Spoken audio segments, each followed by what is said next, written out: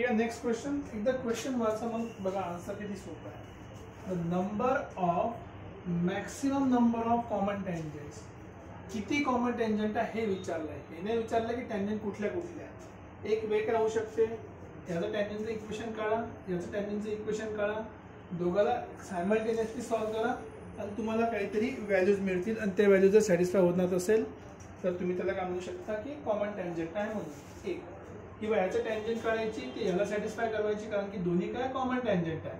त्यावरून तुम्ही एक्स आणि वायचे व्हॅल्यूज काढा, किती पॉईंटमधून जाणार आहे ते भेटलं की सेकंड ऑप्शन. थर्ड सिंपल, आपल्याला फक्त विचारलं काय किती नंबर आहे टँजंटचे. नंबर विचारलं टँजंट काढूनच बघायचं सिम्पली. त्यासाठी तुला ग्राफ पक्का पाहिजे. Suppose this is my ex axis and Y axis, तर ग्राफ पक्का असणं महत्त्वाचं आहे. आधी पहिला ग्राफ एकदम सोपा आहे.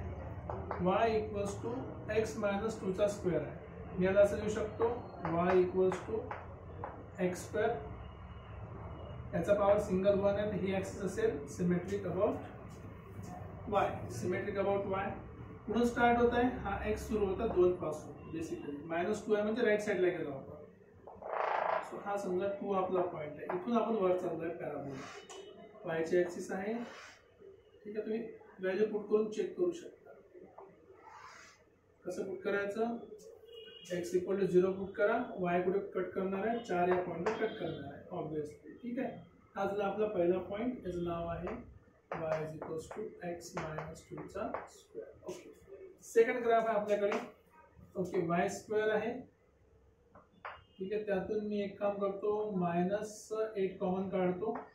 हे इक्वेशन -8 कॉमन काढला तर हा x पुढे आला आणि हा -2 झाला. परत -2 आता x डायरेक्शन मध्ये आहे. सिमेट्रिक अबाउट x आहे. मायनस आहे म्हणजे आपण राईट चाललो की लेफ्ट चाललो, x मध्ये मायनस आहे म्हणजे आपण राईट चाललो, म्हणजे हाच पॉईंट पकडून घ्या. आणि मायनस साईन म्हणजे या साईडला असेल. हा झाला आपला दुसरा पॅराबोला. आता आपल्याला काय पाहिजे, किती टँजंट कॉमन पॉसिबल आहे. बघा इकडल्या सेक्शन मध्ये तुम्ही कुठेही टँजंट काढा, ते एकमेकाला कर्वला टच करणार आहे. राईट साईडला फक्त एकच सेक्शन उरला आहे. असे कुठले तरी पॉईंट इथे काय असणार आहे, एकच पॉसिबल टँजंट आहे जी आपण इथे ड्रॉ करू शकतो. So maximum number of possible tangent is 1, only 1. There is no another option. एकच सिंगल टँजंट पॉसिबल आहे, ते दोघाला पण काय आहे, कॉमन आहे. तुम्हाला जर सॉल्व्ह करायचं असेल तुम्ही काय करू शकता, इझिली पहिल्याचं टँजंटचं इक्वेशन काढा. हीच टँजंट दुसऱ्या लाईनला पण आहे, सायमल्टेनियसली सॉल्व्ह करा. किती पॉईंट मिळतात तुम्हाला ते डिसाईड करते की तुम्हाला किती टँजंट पॉसिबल आहे.